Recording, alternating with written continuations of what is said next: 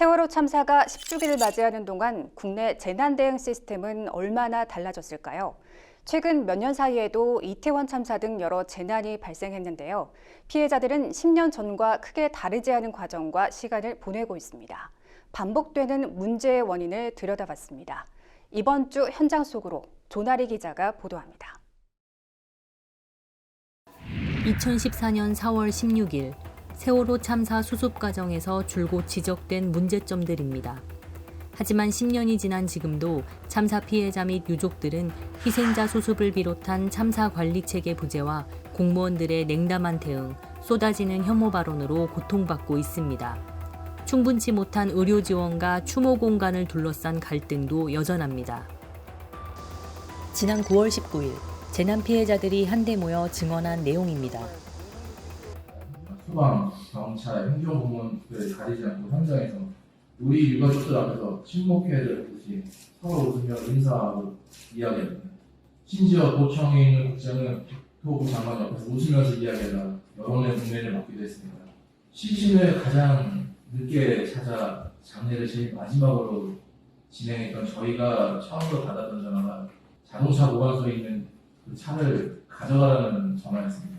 신속한 대응보다는 서류 규정이 얽혀서 유가족들을 지치게 만들고 무력하게 만드는데 현장을 지우는 것은 정말 그보다도 빠르게 움직이는 것이 지금 공무원들의 행태입니다.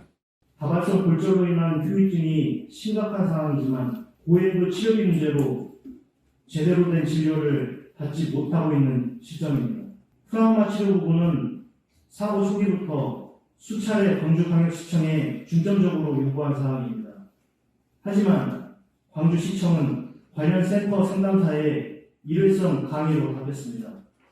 불안하고 억울한 감정이 생길 때 나비 호흡법을 하라는 기가 차는 내용이었습니다. 심지어 참사의 추모식에 쓰인 비용에 대해 광주시청과 본구청이 가해 기업에게 구상권을 청구하겠다고 밝히며 이 참사에 전혀 책임이 없는 지자체인 양 행동하고 있습니다. 필요한 도움을 찾는 것도 결국 유가족이 일이 되었습니다. 왜 가족을 잃어버린 우리가 사상집 노노부를 쫓아다니며 문제를 해결되라고 해야 합니까? 7월 20일에는 화성의 독립상단식터에서 지원을 중단하라며 화성시를 찾아왔습니다. 시점 분량소 옮기고 모듈 세트에서 나가라고 합니다.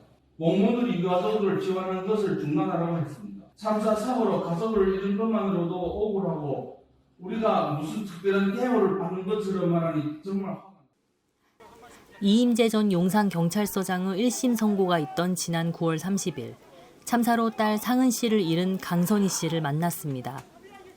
강 씨는 이태원 참사 다음 날인 오후 12시쯤에야 경찰의 전화를 받았습니다. 참사 현장에서 상은 씨가 첫 번째 병원으로 이송된 과정을 기록한 구급일지 열람을 수차례 요구했지만 지금까지도 제공받지 못했습니다.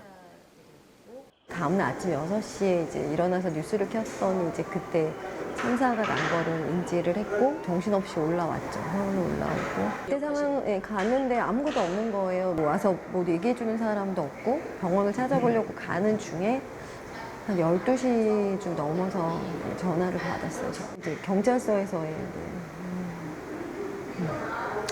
상은이인 것 같다. 강 씨는 경찰이 현장에서 신원 확인이 가능한 상황에서도 실종 신고를 요구하며 가족들을 돌려보냈다고 지적했습니다. 장례를 치르기 위해선 사망진단서가 필요했지만 병원 외부에서 숨진 대다수의 희생자들은 의사가 발급하는 사망진단서를 받을 수 없었습니다. 경찰과 공무원에게 대체 서류에 대해 문의해도 모른다는 답변만 돌아왔습니다. 유가족들 중에는 참사 당일 그 현장에서 가족을 만나신 분들이 있으세요. 근데도 무조건 이제 분리를 시킨 거, 실종 신고해라. 네, 그렇게 종용을 했어요.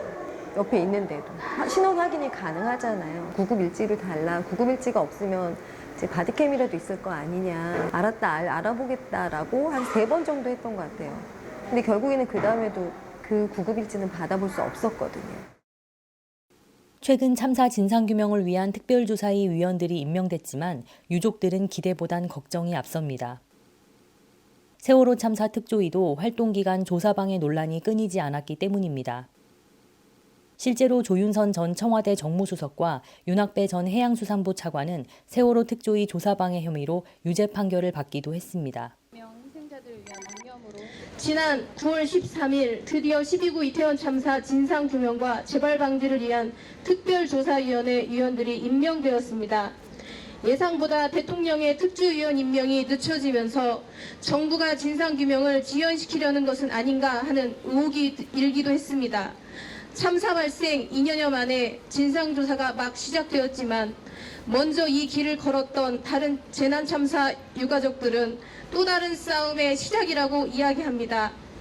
특조위가 본격적인 조사를 시작하기 위해서 필요한 수익령과 예산 등의 문제를 해결하는 것부터 쉽지 않은 일이라고 말합니다.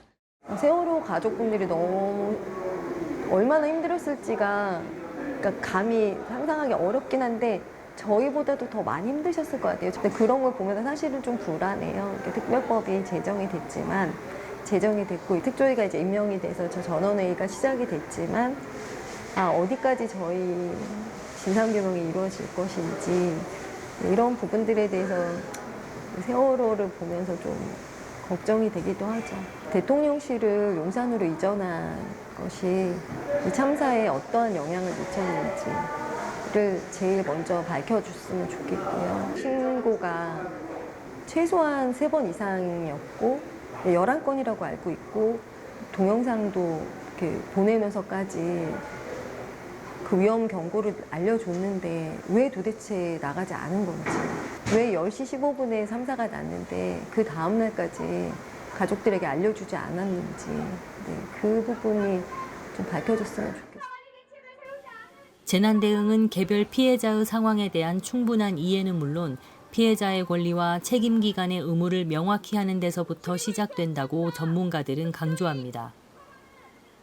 피해자들이 어떤 권리를 가지고 있고 정부나 관련된 기관들은 어떤 의무가 있는지 이런 부분들을 분명히 알리고 밝히는 과정이 사실상 부재합니다. 그리고 그런 것들을 해야 한다라는 규정 자체가 부재한데 국제 기준에서는 그 부분이 굉장히 핵심적으로 이야기되고 있습니다. 예를 들면 뭐가 무너졌을 때 이거를 고쳐야 한다. 이런 식의 어떤 규정들은 있는데 피해자들의 욕구가 뭔지 그리고 피해자들한테 그 바라는 바를 어떻게 챙길 것인지 이런 부분들에 대한 지침은 사실상 없는 것으로 알고 있고요. 임산부가 있을 때 어떻게 할 거냐, 장애인이 있으면 어떻게 할 거냐, 학교 가야 할 학생들이 있는데 이 학생들은 어떻게 할 거냐, 굉장히 구체적인 상황들이 계속 있을 수밖에 없고 그것들을 계속 점검하면서 계속 대책을 수립해 나가야 하는데 적어도 제가 겪었던 그동안의 참사에 있어서는 그런 과정들이 충분하지 않았다. 모르쇠로 일관하는 공무원들의 소극적 대응 또한 세부적인 가이드라인 부재가 원인이라는 지적입니다. 예컨대 스텔라 데이지오 그 사건이 벌어졌을 때 그 행안부에서 매일 발행하는 재난 소식에는 스텔라 데이지오 그 관련된 소식이 제일 위에 계속 전해졌었거든요. 그럼에도 불구하고 이게 재난이 아니냐라고 정부에 물었을 때 정부 관계자들도 잘 모르겠는, 외교부도 잘 모르겠고 해수부도 잘 모르겠고 이런 상황들이 계속 벌어지는 거예요. 우리나라에서 시스템이 공무원의 내교에 따라서 행동하게 돼 있는데 이 사람들은 재난이라든가 피해자들이 어떤 상황이라는 것에 대한 이해를 할 시간이 없었어요. 공무원들이 정말로 인간적인 접근을 할 수 있도록 하는 그런 배려가 재난 시에는 필요하다는 거죠. 그게 정부가 지금까지의 관례적으로 만들어 놓은 기준 갖고 피해자들에 대한 사회 복귀, 적응을 도울 수 있는 역량을 가질 수가 없어요. 피해자의 온전한 사회 복귀를 목표로 한 장기적인 지원 체계가 마련돼야 한다는 목소리도 높아지고 있습니다. 근본적으로 우리한테는 피해자들이 어떻게 하면 사회적으로 다시 되돌아올 수 있을까에 대한 관심이 없는 것 같아요. 그러니까는 세월호도 그렇고 대구도 그렇고 일단 일정한 시간이 되면은 보상금을 주고 끝내려고 들잖아요. 대구 지하철 생존자들이 불 속에서 나왔으니까 지하 2층, 3층에서 그래서 이 사람들이 도대체가 왜 이렇게 말을 헷갈리고 그럴까. 그래서 MRI를 찍어서 스크린을 했는데 그것도 전혀 지원 안 해줬어요. 주관했던 교수님의 개인 연구비로 그거를 다 찍었어요. 정기적으로 5년을 찍으니까 그 상태를 우리가 알 수 있잖아요. 그래서 지금은 이 사람한테는 뭐가 필요하다. 심리적으로 무조건 뭐 좋아질 거야, 세월이 지나면, 이런 게 아니라. 올해 23주기를 맞은 9.11 테러. 생존자를 지원하고 희생자를 추모하는 미국의 모습은 분명 우리와 다릅니다. 9.11 같은 경우에 어떻게 하다가 살아서 나왔는데, 살아서 나왔다고 해가지고 이 사람이 적응할 수 있는 게 아니잖아요.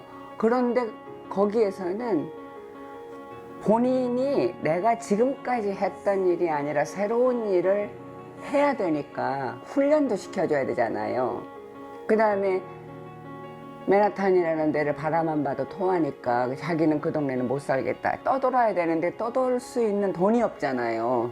다른 지역 가서 살 수 없잖아요. 그래서 국가가 해주더라고요. 뉴욕시에 있는 모든 시립병원에서 무료 검진을 했어요.